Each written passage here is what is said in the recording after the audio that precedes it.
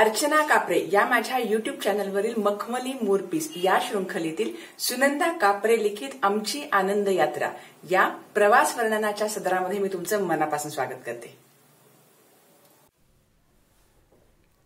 दुसऱ्या दिवसापासून सहलीच्या कार्यक्रमाप्रमाणे जीवन सुरू झालं। पहलगामसाठी संपूर्ण एक दिवस होता। सकाळी बस आमच्या दिमतीला आलीच होती। बसमध्ये पुढची जागा धरण्यासाठी मुलं आधीच पुढे गेलेली असायची। 2 सीट्स असलेल्या आरामदायी 2 बसेस होत्या। त्यातल्या कोणत्या बसमध्ये कुणी चढायचं हे आधी सांगितलं गेलं होतं। पहलगामला रस्त्याने जाताना हिरवेगार वृक्ष आणि गुलाबाचे ताटवे आमचे स्वागत करीत होते। पाणी झुळूझुळू वाहत होतं। झेलम नदी संपूर्ण पहलगामपर्यंत आमची सोबत करत होती। रस्त्याने जी छोटी गावं लागली ती झुळझुळ वाहणाऱ्या झऱ्याशेजारीच वसली होती। पुढे लाकडी दुकान आणि मागे लाकडीच राहण्याच्या जागा आणि तिथं घराखालूनच झरा वाहतो, त्यामुळं पाण्याची कमतरता नव्हती। पहलगामला पोचलो तेव्हा 11-11:30चा सुमार होता। लीडर नदीचं भलं मोठं पात्र खूप दूरवरून दिसत होतं। पाण्याला खूप ओढ होती। मोठा आवाज करीत ती वाहत होती। जिथं थोडं पाणी कमी होतं तिथपर्यंत सर्वच जण चालत गेलो। पाण्याचा गारगार स्पर्श तर थंडीत जास्त भर घालत होता, पण तरीही तो हवाहवासा वाटणारा होता। अनवाणी पायांना वाळूत गुदगुल्या होत होत्या आणि पाणी आपल्याला खेचतंय असं वाटत होतं। ऊन जाणवतच नव्हतं, त्यामुळे तिथं किती वेळ गेला हे कळलंच नाही। रस्त्यावर गुलाबांचे ताटवे फुलले होते। तिथून निघण्यासाठी पाय उचलतच नव्हते, पण पोटातले कावळे काही आम्हाला गप्प बसू देत नव्हते। नदीच्याच जवळच्या हॉटेलमध्ये त्या दिवशीचं जेवण आम्ही ठरवलेलं होतं। जेवणाचा फडशा पाडल्यावर विश्रांती कोण घेणार? आम्ही अतिउत्साही लोक आणि मुलं एका छोट्या पुलावरून नदीच्या दुसऱ्या बाजूला गेलो। तिथून पुढे महादेवाच्या मंदिरात पोचलो। मंदिर साधंसुधं झाडात लपलेलं होतं। बांधकाम काही फार उंच नव्हतं। मूर्तीसुद्धा साधीच होती। फारशी माणसं तिथे दिसली नाहीत। आम्ही टुरिस्टच तिथे होतो, पण सकाळी पूजा झालेली आहे असं वाटत होतं। काळ्या पाषाण मूर्तीला आडवे पांढरे गंध आणि पांढऱ्या चाफ्याची फुलं वाहिलेली दिसली। खरोखरच भारतीय संस्कृतीचं स्पष्ट प्रतीक तिथे होतं। 15-20 मिनिटांनी निघालो। पुन्हा नदीच्या आल्याड आलो। मुलं तिथं चेंडूचा खेळ खेळत होती, पाण्यात भिजत होती। माझा मोठा मुलगा अनंत, त्याची एक चप्पल त्या जोरदार प्रवाहात वाहत गेली। तो चप्पल आणण्यासाठी प्रवाहात दूरपर्यंत चालला, पण मिस्टरांनी त्याला खसकन मागे ओढलं, कारण नदीच्या पात्राला फारच गती होती। दुसरी चप्पल घेण्यासाठी म्हणून आम्ही बाजारात गेलो।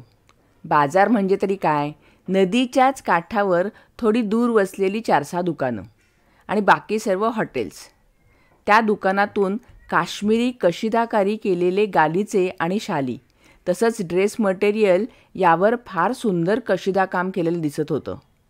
त्या काळात त्या किमती पण खूप वाटत होत्या, त्यामुळं नेत्रसुखावरच आम्ही भागवलं। टुरिस्ट म्हणजे त्यांचं दैवत। फारच अदबीनं ते दुकानदार आमच्याशी वागत होते, बोलत होते। ती अदबच आम्हाला भुरळ घालत होती। पुढे सुद्धा याचा प्रत्यय आला। संध्याकाळी परत फिरलो तो एक खूप छान आनंद घेऊनच। पहलगामला जाताना अवंतीपूरला उतरलो होतो। तिथं पुरातन राजधानीचे अवशेष पाहायला मिळाले। अवंतीपूर हे पूर्वी राजधानीचं शहर होतं। तिथे हिंदू राजे राज्य करीत होते हे त्या अवशेषावरूनच दिसत होतं। एक जुनं शंकराचं मंदिर आणि हिंदू संस्कृतीचे अवशेष हे सर्व पाहून आम्ही परत गाडीत बसलो। पहलगामला जाताना पामपूर म्हणजे केशराचे मळे दिसले। बस थांबवून आमच्या गाईडनी ते मळे आम्हाला दाखवले। हिरवेगार गुडघ्या एवढी रोपं आली होती। केशरी तुरे आले नव्हते। थोडी थोडी सुरुवात होती, पण ते मळे पाहून मन खूप आनंदित झालं। सर्वच अनुभव नवीन होता। पुढे गेल्यावर मटण मार्तंडाचं मंदिर बघून आम्ही पुढे गेलो।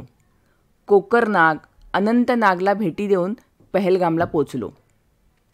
श्रीनगरहून दुसऱ्या दिवशी नाश्ता करून बसमध्ये बसलो. बसने गुलमर्गला जायचं होतं. श्रीनगरचा सुंदर रस्ता सोडून पुढं बस जंगलाच्या बाजूला वळली. सर्वत्र झाडीच झाडी होती. सुरूची झाडं सर्वत्र दिसत होती. थंड थंड वाटत होतं. बसमध्येच सांगण्यात आलं की आता गाडी एका ठिकाणी थांबेल. तिथं गरम कपडे, बूट बर्फात घालून जाण्याकरता बूट भाड्याने घ्यायचेत. आमच्या मापाचे कपडे पाहण्यात बराच वेळ गेला. जड जड बूट आणि जड जड कपडे घालून आम्ही पायी चालण्याची प्रॅक्टिस केली. थोडं इकडे तिकडे फिरलो तेव्हा आम्ही गुलमर्गला आल्याचं समजलं. तसंच इथून चालत जा आणि खेचरावर बसून फेरफटका मारा अशी आम्हाला ऑर्डर मिळाली. आम्ही सगळ्यांनी घोडे खेचरं पसंत केली. एकटे बसलो. घोडेवाला आमच्या मागून चालत होता. वाट माहीत असल्यासारखं घोडे चालत होते. पहिल्यांदा खूप भीती वाटली, नंतर सवय झाली. मुलंसुद्धा एकटी बसली होती. ती मस्त मजा करत होती. घोडेसुद्धा आपल्या पाठीवर कुणी लहान मुलं बसली आहेत त्यांना सांभाळून नेलं पाहिजे या जाणीवेनं हळूहळू सांभाळून चालत होती. आम्ही सगळे पुढे मागेच होतो. मधूनच घोड्यावरून उतरण्याची लहर येत होती. त्यामुळे रिकामे घोडे पुढे जात होते आणि त्यांच्या मागून आम्ही. समोर बर्फ दिसू लागला. आमचा आनंद गगनात मावेनासा झाला. साध्या गारा कशा पडतात हे न पाहिलेले आम्ही संपूर्ण बर्फाचा डोंगर पाहून थक्क झालो. झटपट खाली उतरण्याची घाई झाली. उतरून बर्फावर चालत गेलो. किती आनंद झाला. आधी बर्फ हातात घेतला. फ्रीजमध्ये जसा बर्फ साचतो, बाजूबाजूने पांढरा दिसतो, तसाच दिसत होता हा बर्फ अगदी. आता वर चढायला सुरुवात केली आम्ही. बूट होते तरी पाय घसरतच होते. तसंच वर चढायचं आणि घसरत घसरत खाली यायचं. खूप मजा वाटत होती. अंगभर ओव्हरकोट होताच, पायात बूट, हातात मोजे, त्यामुळे गारवा जाणवत नव्हता. आपण बर्फात असूनही थंड नाही त्याची वेगळीच जाणीव होती. हाताने बर्फ उचलून लहान मुलांसारखं बर्फाचे गोळे एकमेकांच्या अंगावर आम्ही मारत होतो. आम्ही पण अगदी लहान मुलंच झालो होतो. बर्फावर स्केटिंग करून झालं. खूप छान वाटलं. मजा आली. आजही त्याची आठवण झाल्यास अंगावर रोमांच उभे राहतात. 2-3 तास आम्ही बर्फामध्ये खेळत होतो. पुन्हा तेवढंच अंतर घोड्यावरून यायचं होतं. हवा अतिशय थंड होती. सभोवताली हिरवीगार उंच उंच झाडं होती. घोड्यावरून उतरल्यावर मोकळं मोकळं वाटलं. मध्येच फोटो सेशन चालू होतं.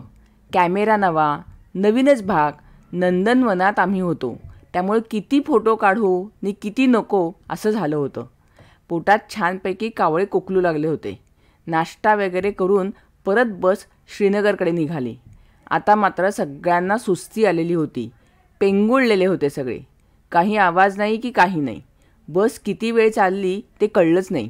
बस थांबल्याची जाणीव झाली आणि उतरा उतरा उतरा सगळे आता या आवाजाने आम्ही जागे झालो.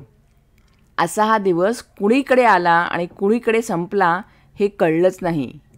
11,000 फूट उंचीवर आपण जाऊन आलो याचा कुठेतरी अभिमान वाटत होता. खरोखरच काश्मीरला भारताचं नंदनवन का म्हणतात हे त्यावेळी आम्हाला समजलं. मंडळी, आजचा हा जर व्हिडिओ तुम्हाला आवडला असेल तर याला लाईक करा. तुम्ही तुमचे मित्रमंडळी, आप्तस्वकीय, नातेवाईक आणि आपली पुढची पिढी या सगळ्यांना हा व्हिडिओ नक्की शेअर कराल अशी माझी खात्री आहे. आणि आतापर्यंत अर्चना कापरे या माझ्या युट्यूब चॅनलला जर तुम्ही सबस्क्राईब केलं नसेल तर लगेच सबस्क्राईब करा. पुन्हा भेटूयात पुढच्या बुधवारी. तोपर्यंत